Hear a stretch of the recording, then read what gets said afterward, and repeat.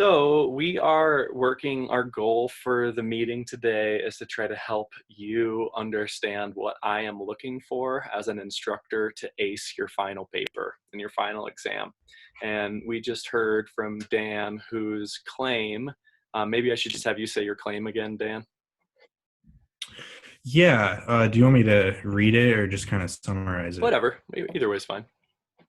Yeah. Well, I mean, sorry, that was my father.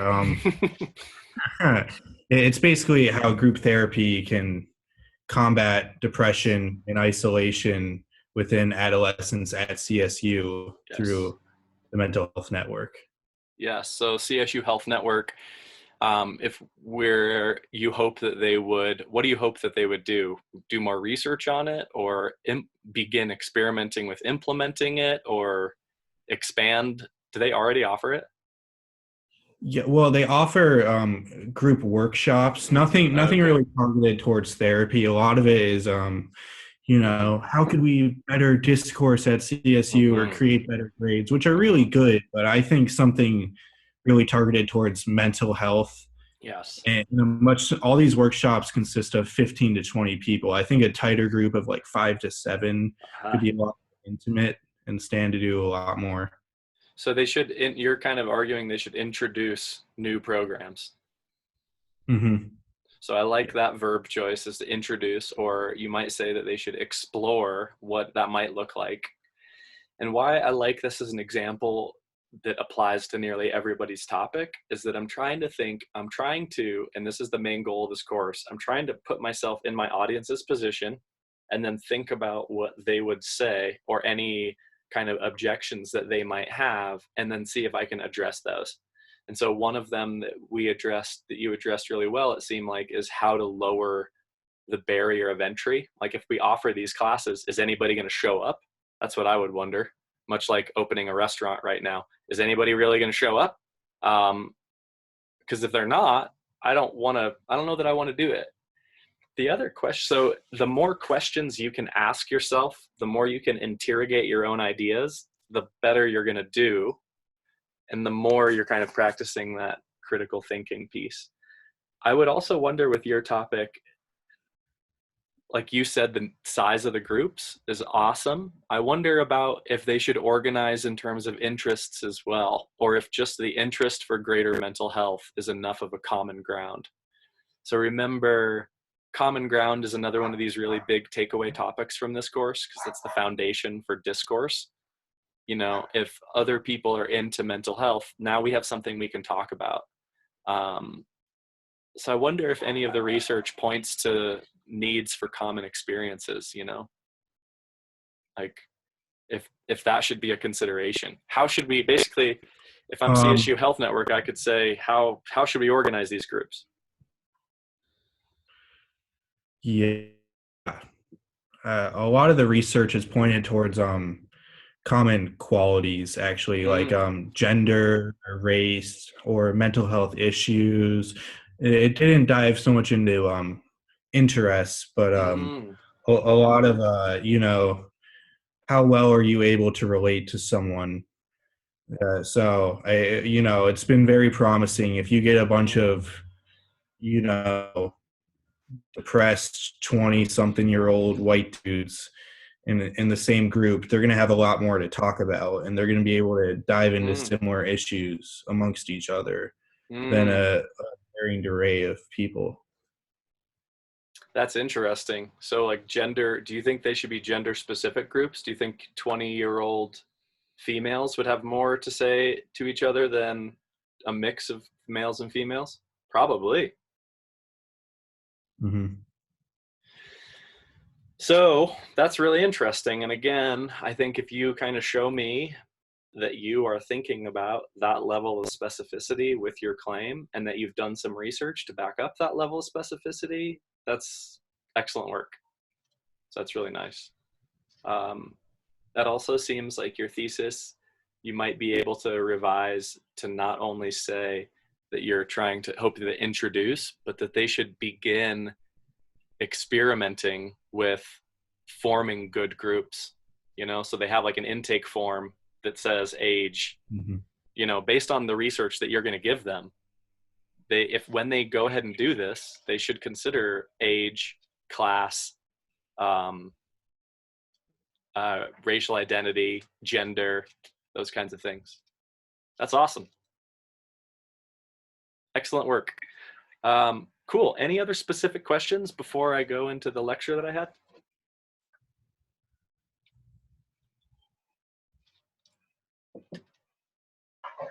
Sarah. Hi, I came into the video.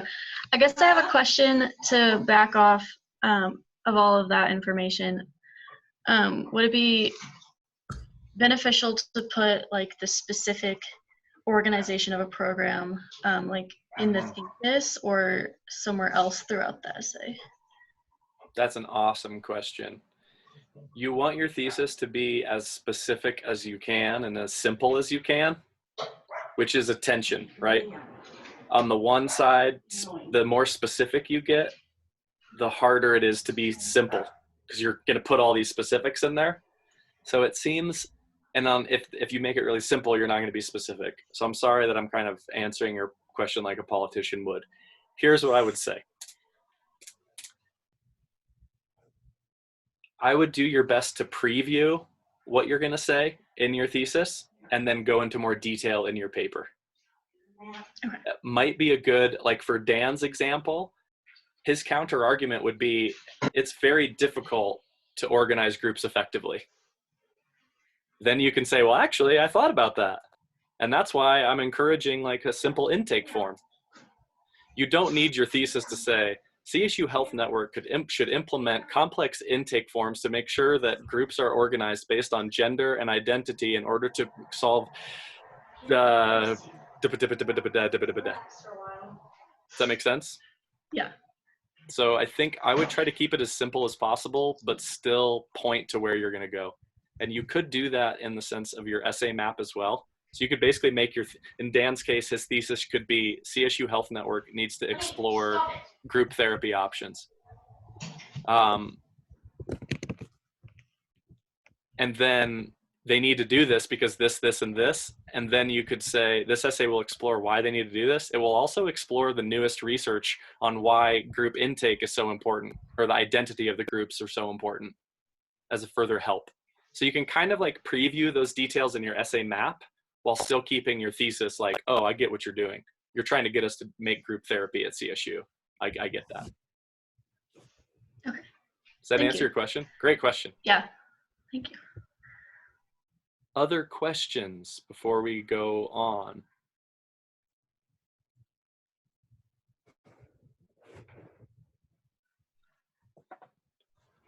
Okay. I'm going to try to keep this to about 10 minutes. What I'm going to do is share my screen and show you the big notes. I'm trying to get, basically my goal here is to clue you in as much as I possibly can into how I'm going to grade your final essay. And so this is a lot of text here. Maybe I should keep this simpler. Title of this lecture is Ways to Improve Your Score on Your Final Project. This should be final essay. I'm adapting this from another course. Basically how to get an A+. Notice in my title, I have keyed into a value that I think my audience holds. I could also say, if you're not here to, I should say, and learn how to communicate more effectively. Since I would argue your ability to communicate more effectively in a variety of situations to a variety of audiences is way more valuable than any grade you're going to get in any one course in college, but you can do both. Okay. Biggest point is that I am going to use your self-assessment of your essay as the starting point for my assessment of your essay. And I will be looking very sneakily at how you write your self-assessment, i.e. what level of specificity and thoughtfulness you bring to the self-assessment. And this is mainly really around 2 points. really your rhetorical awareness and your abilities. And by the way, these are the big giant course goals, right? Your ability to understand a rhetorical situation, and then your ability to respond to it. And then also your ability to write within a particular field or discipline. This is basically the question, addresses the question of transfer, which is one of the main, this is a huge topic, talking point in educational circles now, is how much of what we're doing is actually going to transfer out of the academy. Very interesting argument to me. You could say that history, like if I take an art history, like, let's take a classic course, art history. I don't know, if you're getting an undergrad in art history, I don't really know how that's going to transfer into economic prospects, so to speak. However, the process that an art historian goes through is incredibly applicable. And part of the goal of educators, and I would say of students, is to help themselves, or if educators help their students, figure out how they can transfer what they're doing beyond the course itself. That's what I'm excited why I like teaching this course, is that we're really looking at, in terms of the big picture, your ability to communicate effectively, which is one definition of rhetoric. It's also to make a change in the world, i.e. this could be a small change, it could be a change in your own personal world, i.e. get a job. We looked at rhetoric as the art of persuasion. We looked at rhetoric as an ability, therefore, to use ethos, logos, and pathos. This is from the Aristotelian ancient sense of rhetoric, to persuade an audience, to get them to accept a conclusion or to argue effectively. And we looked at how that connects to rhetorical empathy, i.e. the idea that if audience is everything, and the situation that the audience is in, i.e., well, it depends, the it depends joke from earlier, then really what we're doing, if we're going to be better writers, is that we're trying to be more empathetic. We're trying to listen, read, understand more. And again, this is the key to writing a good cover letter, and it's the key to communicating effectively. So I am going to be looking for evidence in your self-assessment that you have done these things, that you have thought about how to communicate effectively to your particular audience, which is why I was encouraging you to develop a narrow and specific audience. I'm going to jump ahead. I'm not going to jump ahead. Second goal that I'm looking for is that your ability to write effectively and communicate effectively within a particular field. This is kind of for you to make sure that you're using this course in a way that's going to help you advance in your degree program, but also using this course in a way that's going to advance your own personal and professional interests. This means that you are trying to really spend a lot of time making sure your thesis is as good as it could be, which is kind of your really quick elevator pitch why you're writing. And that should kind of provide value to your audience, even in one sentence. And that's hard to do, which, I mean, it takes revision to do this well. Then you're looking at the form or outline structure. In our case, the form is going to be an academic essay, but your outline and structure can vary. I had a really good question from a student earlier about if, all of my examples have 3 reasons, and for his argument, he really only has 2 reasons, and he wanted to make sure that's okay. I said, yeah, it's fine if you have 2 or 4 or 5 reasons. I just want your outline and structure of your paper to kind of match what you're trying to do for your audience. Then the question of language comes into play, like what language you use, and the question of style comes into play with the sense of what words you use and the sentence variety that you have. So about 4 more minutes on my talking here, and then I'm going to open it up for questions. I'm suggesting that you spend about an hour on your self-assessment, as I'm going to ask you to give me specifics how your project meets the needs of your chosen rhetorical situation. Be as specific as you can, define your terms, who are you writing to, what are your goals, help them, and then tell me, how does your project meet your audience expectations or needs? How does it help your audience? How does it provide value to your audience? I'm going to ask for you to give me evidence of revisions that show deepened or sustained thinking about your work and the value it provides to your audiences. So if you saw the video I posted where I went into qualifiers and active verbs, How did you qualify your claim to help your audience? How did you change your verbs to help and specify to your audience? And I'm suggesting, since we're working on this essay for like a week and a half, it should be about, 13.5 hours of work from here. And that includes, or that doesn't include, you've done a ton of writing already for this essay. So my hope is that by doing all this brainstorming and researching and already having a works cited page that you can use and already having quotes that you can use, you really can use this time for this week and the next to revise your work and make it as good as possible. This brings us to a really good question that a lot of people are in. What if I don't know exactly who my audience is, or it's vague? Like I'm writing to someone, and even in Dan's example, the CSU Health Services seems actually pretty specific, but even that could be more specific in terms of who at the health services makes this. Is there a director of programs? Is there, and what other concerns do they have around funding, around so on and so forth? You get my point. But let's say you're still in the boat where you don't know exactly who this someone is. I want to remind you that there are universal audience values. This is kind of obvious. Your audience is going to read English and they're going to like looking at pictures. Yes, you can use images and charts and graphs in your work. And if you use the template for MLA or APA within Word, it'll give you like an example of how to label your figures and how to label your images. But different audiences care about different things. And this is actually taken from a course that I'm not really sure is relevant here. So yes, we care about enrichment and entertainment. Yes, we care about character development and storytelling. Yes, we care about self-worth and the idea of productivity, even though I'd love to blast a hole in our cultural understanding of this word. This isn't really, really the focus here. What your audience does care about is time and how easy they get the information. To a certain regard, they care about the appearance. So it's gonna, having your paper look like an MLA or APA paper is gonna do something for you. They do care about new or interesting novel approaches. And we didn't read this in this class, but I would highly recommend, especially if you have any entrepreneurial bent, that you look into Seth Godin's work on the connection economy, which basically argues we are moving more and more into a connection economy. This is away from an industrial economy and even away from a gig economy, where the connections we have with other people and their ability to trust us is going to be our #1 professional asset moving forward. i.e., people with greater connections who have learned to gain more trust are going to have more opportunities available to them. I could not agree with that comment more, and I think it's even more true in cases of a pandemic. Okay, how does this connect to the writing craft?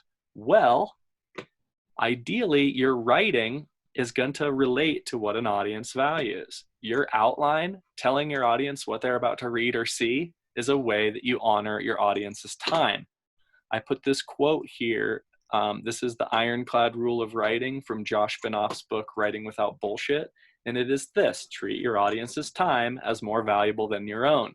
You do this when you outline for your audience and tell them what it is they're about to read so that they can get it. You also do this through organizing, i.e., using topic sentences in paragraphs that help your audiences skim so that they know what they want, so that they can see whether or not they want to go into depth. Maybe they only really care about your third reason because they already know the first two, so on and so forth.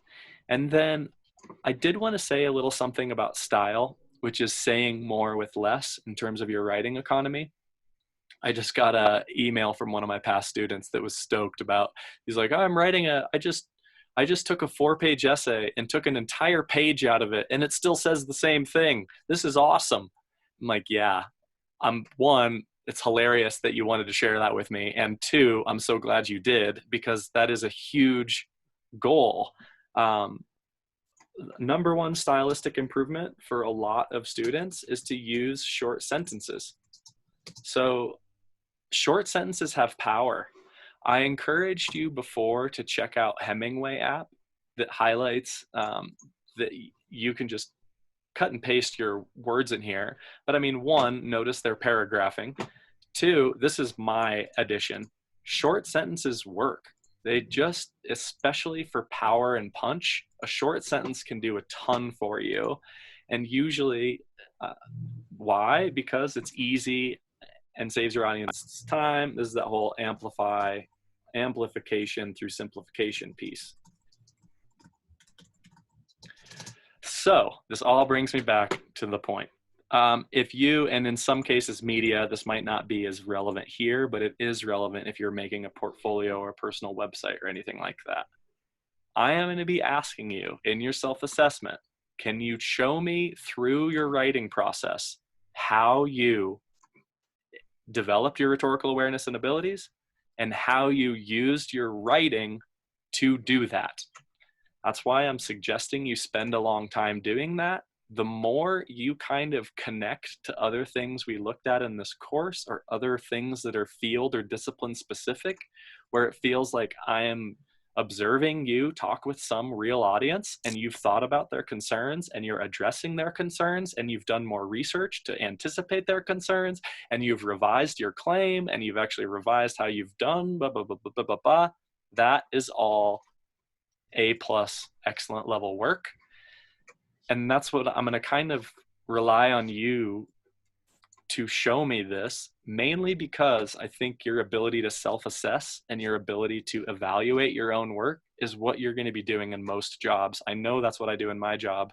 I have to give myself an evaluation of how well I meet the duties of my job and then what I'm going to do next time to improve, which means if you didn't do a really great job on this, but you have clearly identified what you need to do to improve for next time and how it connects to a particular field or discipline you're interested in, i.e., if you develop your self-assessment and where you're going, it's going to be worth points. Like I will feel good about the job that I've done because you got it.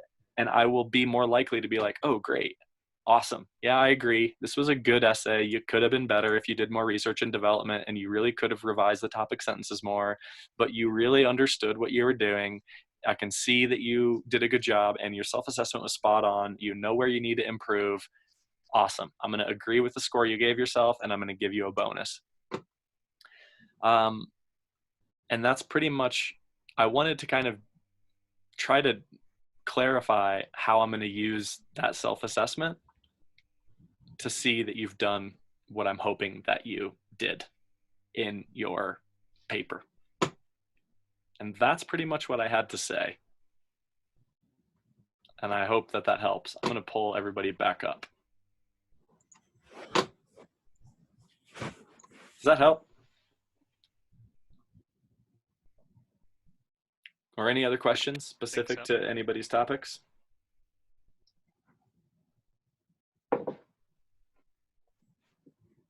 We good? Hopefully.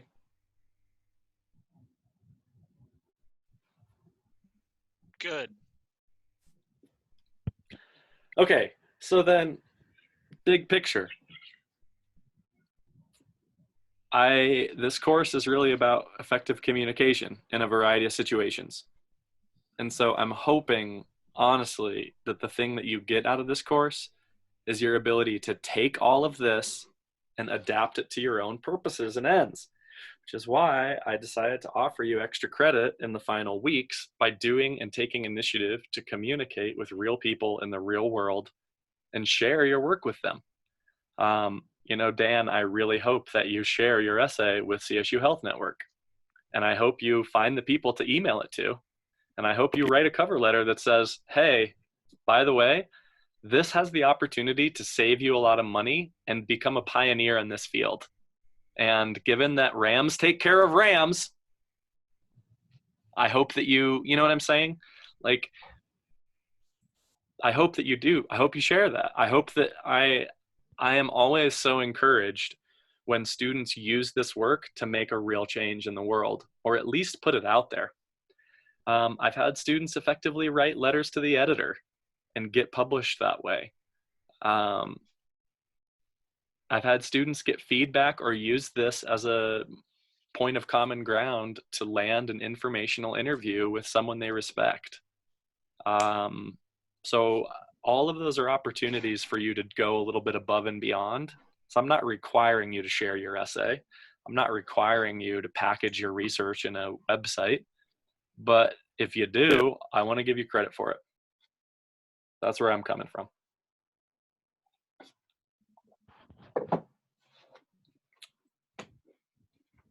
And that's about all I have to say. Dope. Any other particular questions? So I have a question with mine. Great, let's hear it.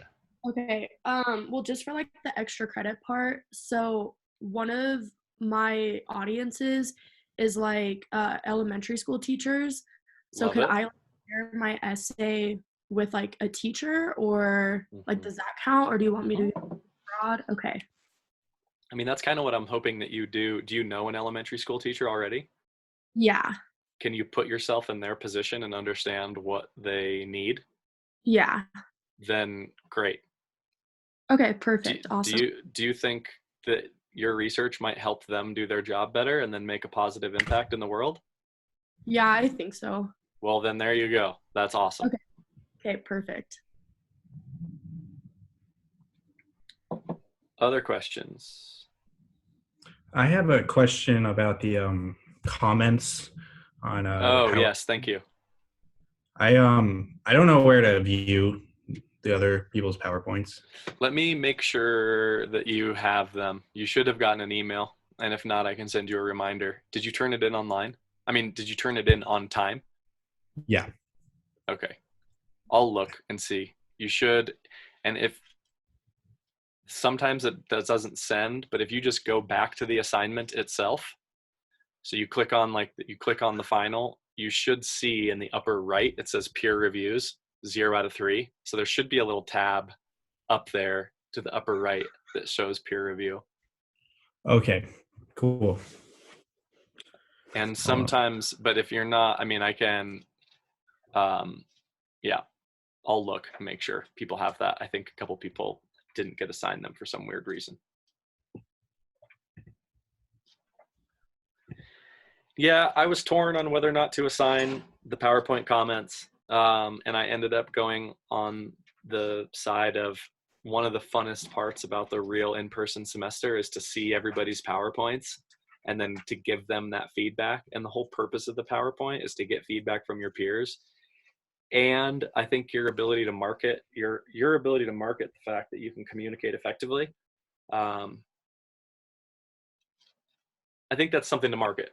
So I think practicing giving good feedback is worth it. So I'm sorry if it's a pain in the ass. I know it is, but I hope it's a valuable pain in the ass. Good luck.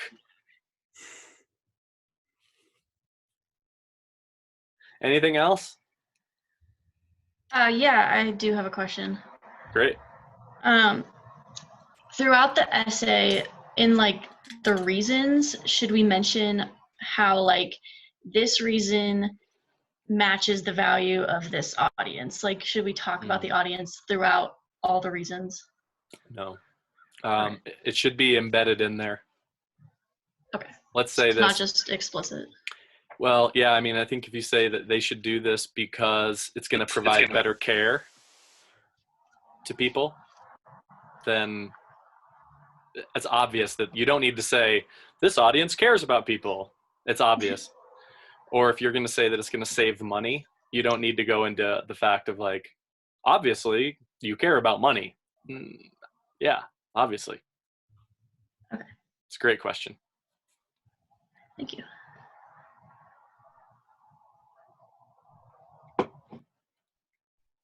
Any other questions? Could you repeat again? You said where to find the PowerPoint. Yes. Assessments, I guess. Yep. Yeah, that would help. There we go. I don't know why I didn't think about this before. If you go to the project 4. No, it's going to send me to the speed grader, which is not what we want. We want to go to the assignment itself. There should be at the top of the page, there should be a tab for peer reviews. Oh, okay, I see. I have like assigned peer reviews. Okay, cool. Correct. And I'll show you what this looks like on my end. I can see whether or not students have completed the peer reviews or if they have not. And I use these, and then I'll look at an example of them to make sure that there is at least some specific information in there. And that's how that works. Were you able to find it, Dan? Yeah, I found it. It was at the bottom for me, but Okay, like down here. yeah. Okay.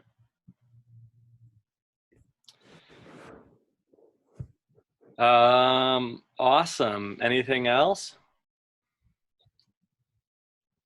You guys want to see one of the coolest articles I've seen lately? Hell yeah. By my humble opinion.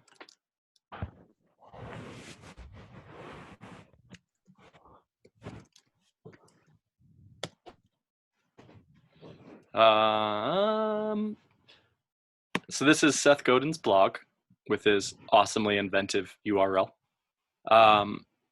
And let's see, what could you have learned instead of, I should have actually figured this out.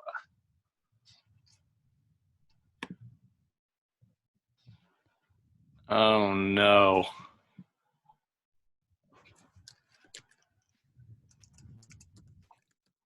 Instead, oh, now we're, aha! The other day I was talking to a friend in college. I'm curious to see your responses to this. The other day I was talking to a friend in college. He was complaining about a lousy class he was taking, one that was now significantly worse because it was online. Truth.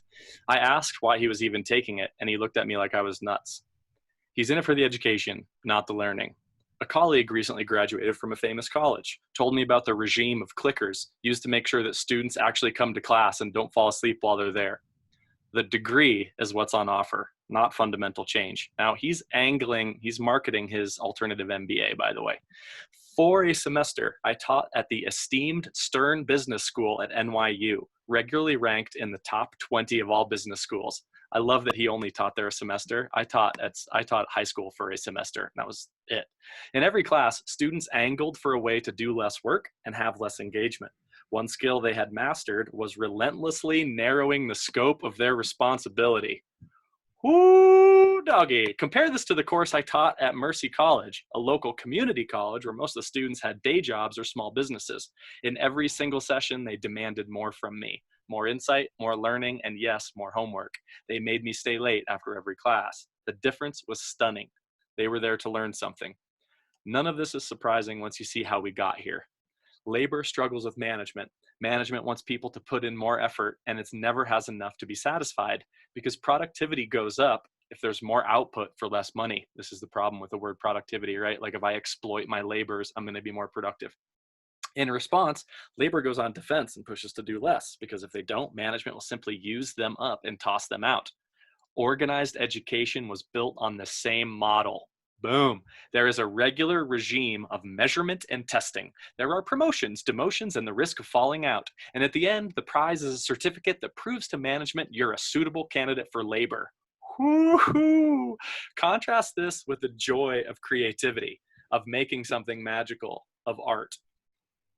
This is excellent style, I would say. The artist rarely says, I'd like to do less. Instead, she wonders how to contribute more because the very act of creativity is the point of the work. You can learn just about anything now. 30 years ago, that statement was ridiculous. In just one generation, we put everything you need to know about anything you want to know just a click away. The hard part isn't access. The hard part is finding a cohort and a system that helps you do it. Because learning comes from doing. Say in education, whoever's doing the talking is doing the learning. We talk about learning as though it's easy and natural as shopping or watching and doing errands, but it's not. It's a commitment, one that we regularly make up excuses to avoid. This simple idea from John Smith, for example, it's easy to imagine, not that easy to do, because you'll have to get good at it as you go. Learning doesn't have to be expensive to work. Learning takes effort, and it's hard to find effort when the world is in flux. And then he's going to shift into his pitch for the alt MBA, which is his answer to the expensive MBAs. He basically argues that you can get more out of this alternative MBA than is a 4-week online workshop rather than a 2-year program. So it's a very interesting value proposition. What I thought that was interesting is that learning isn't in nearly as much demand as it should be. Our culture and systems don't push us to learn. They push us to conform and to consume instead.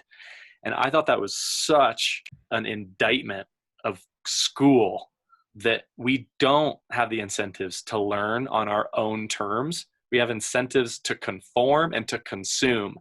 And this, my friends, I do not think is that valuable. But learning for its own sake, I think is. And I don't think we learn how to learn. I don't think school teaches us that. So I don't know. This one of my friends sent me this knowing that I would like it. And indeed, I thought it was compelling. Thoughts? Does it seem accurate? Is it offensive? I would agree.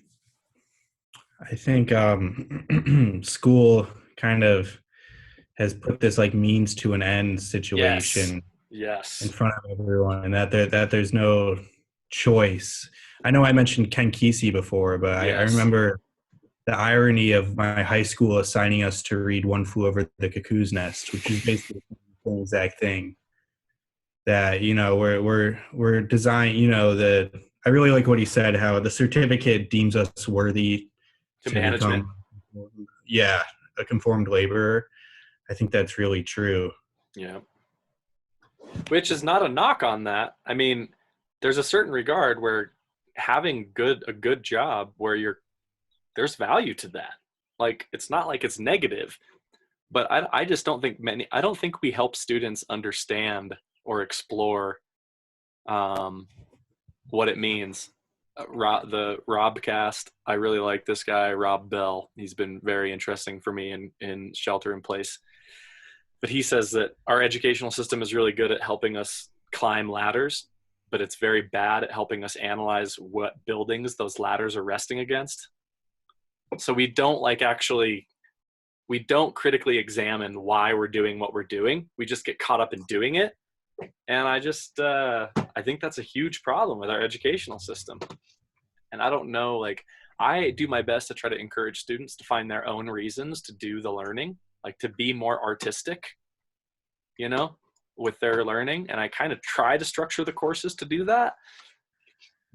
But I don't know. It's interesting. I wonder if you have any suggestions on what instructors like me could do in future semesters to encourage a more holistic kind of education.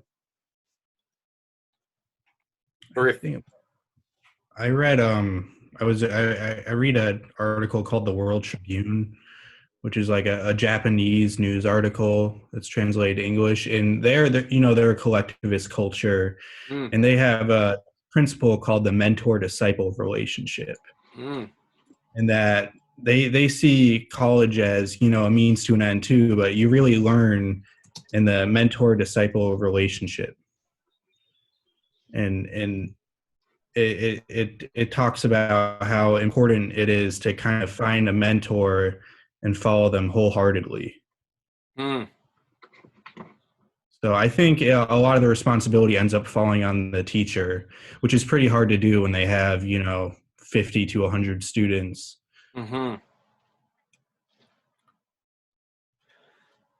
Maybe. I mean, I think encouraging students to find something like this and to fully acknowledge that I'm not a good mentor for tons of my students, but maybe I'm a good mentor for like 3 of them out of a semester, you know, at least in a way. This is interesting. I think that's a really interesting connection. One of my students last semester wrote her essay on how the Career Center needs to offer more structured mentorship guidance, because we don't. Like, the Career Center doesn't help people find mentors, but that's one of the key things in research that shows, like, number one way to advance your career, mentorships, or especially finding that in occupations where there's gender inequality, where females are making less and occupy less positions. Females with mentors do way better in those situations. So Yeah, man, I think there's something to this. That's a great suggestion. I can at least bring that up more and put that on students' radars more.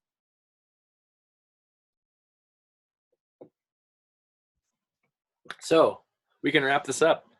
If you document some kind of professional development in the final weeks that you are exploring, like you share with me somehow your documented search for professional networking opportunities, and then you share with me the correspondence that you use to reach out to those opportunities, I will take that as an opportunity for extra credit.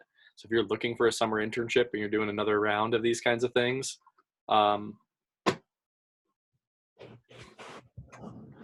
document that to me. Tell me how it meets the goals of this course, which is your ability to be rhetorically aware and effective. And I'll give you extra credit for it. Cool? Cool. Any final parting shots? I think we have it.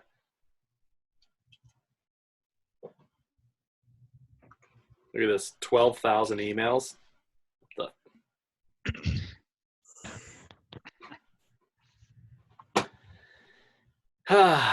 Well, happy Friday, everyone. Happy Friday. Hope this helps. Let me know if I can help. Send me an email. I'll be trying to get to your PowerPoints here this weekend. Cool. Sounds good. Thanks, Steven. Thank you, Sarah. Thanks, Dan.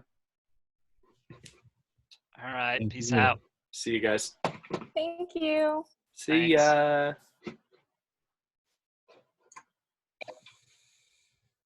I have no idea how to get out of here. I'll end it for us.